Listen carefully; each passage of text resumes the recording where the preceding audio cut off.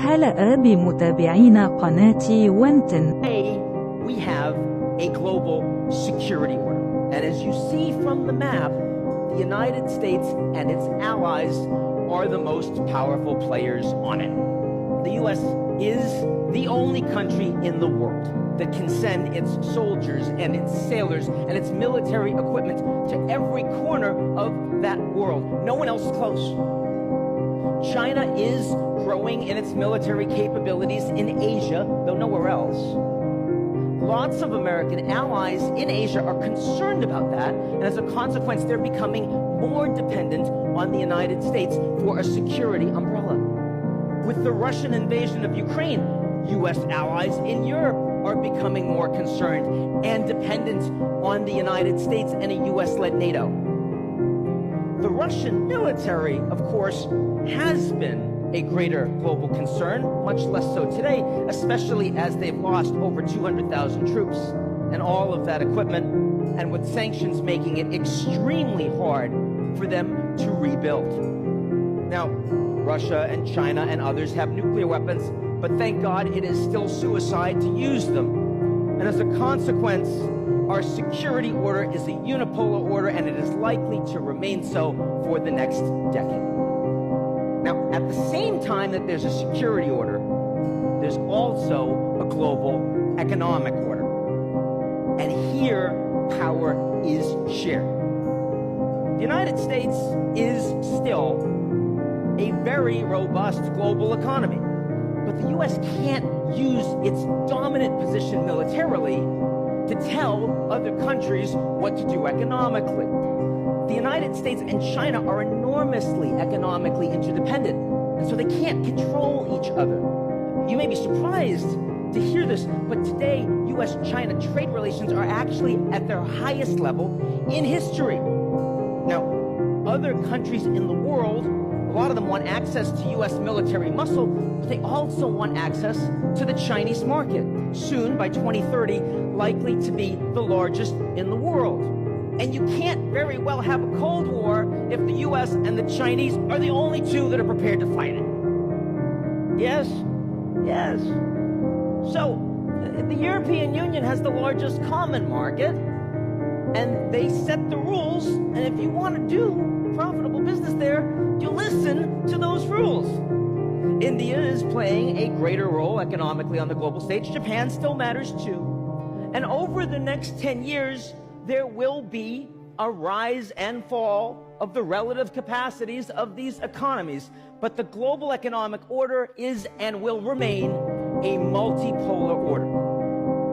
Now, between these two orders are tensions, because the United States will use its power in national security to try to bring more of the world's economies towards it. And we already see this starting to happen in semiconductors and in critical minerals, and maybe soon in TikTok.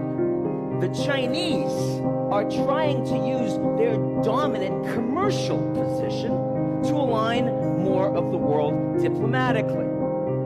And Japan and Europe and India and everyone else will do their damnedest to ensure that neither of these two orders dominate the other, and they will mostly succeed. Now, so far, I have spoken with you about the two world orders we already see. But there's a third that is coming soon that's even more important. And that is the digital. And the digital order is not run by governments, but by technology companies. We all know how much military support NATO countries have provided Ukraine during the war. But it's technology companies that provided the tools allowing Ukraine to defend itself from Russian cyber attack. It's technology companies that gave the Ukrainian leaders the ability to speak with their generals and their soldiers on the front lines. If it wasn't for those technology companies, Ukraine would have been fully offline within weeks of the war, and I don't believe President Zelensky would still be there today.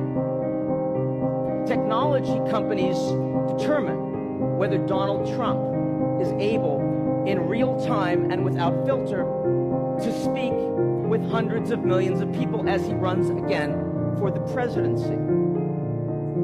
It's social media platforms and their ability to promote disinformation and conspiracy theory. Without them, we do not have riots in the Capitol on January 6th. We do not have trucker riots in Ottawa. We do not have a January 8th insurrection in Brazil. Technology companies increasingly determine our identities. When I was growing up, it's nature and nurture. I mean, my deep and abiding emotional problems either come from how I was raised or some genetic failure. Could be both. But today, our identities are determined by nature and nurture and algorithm. If you want to challenge the system, you can't just question authority, as we were all told when we were growing up. Today, you have to question the algorithm. And that is a staggering amount of power in the hands of these technology companies. What are they going to do with that power? And that depends on who they want to be when they grow up. So if China and the United States work to exert much more power over the digital world, and technology companies in those countries align with those governments, we will end up in a technology cold war. And that means the digital order will be split in two. If, on the other hand, technology companies persist with global business models, and we retain competition between the digital and physical worlds, we will have a new globalization, a digital global order. Or if the digital order becomes increasingly dominant and governments erode in their capacity to govern, and we've already seen the beginning of this, technology companies will become the dominant actors on the global stage in every way, and we will have a techno-polar order. And that will determine whether we have a world of limitless opportunity or a world without freedom. Now, at this point in my speech, I'm supposed to talk about the good news. But those of you that have heard this know that that is not coming. There is no pause button on these explosive and disruptive technologies. I don't know if you know this, there are over 100 people in the world today with the knowledge and the technology to create a new smallpox virus. Honestly, I don't have answers, but I have a few questions for the people that do. Because these technology companies are not just Fortune 50 and 100 actors. These technology titans are not just men worth $50 or $100 billion or more. They are increasingly the most powerful people on the planet with influence over our futures. And we need to know, are they going to act accountably as they release new and powerful artificial intelligence? What are they going to do with this unprecedented amount of data that they are collecting on us and our environment? And the one that I think should concern us all right now the most, will they persist with these advertising models driving so much revenues that are turning citizens into products and driving hate and misinformation and ripping apart our society?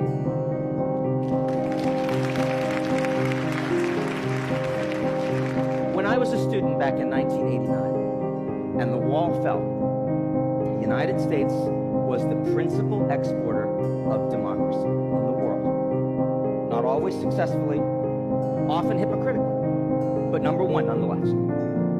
Today, the United States has become the principal exporter of tools that destroy democracy. The technology leaders who create and control these tools, are they okay with that? Or are they going to do something?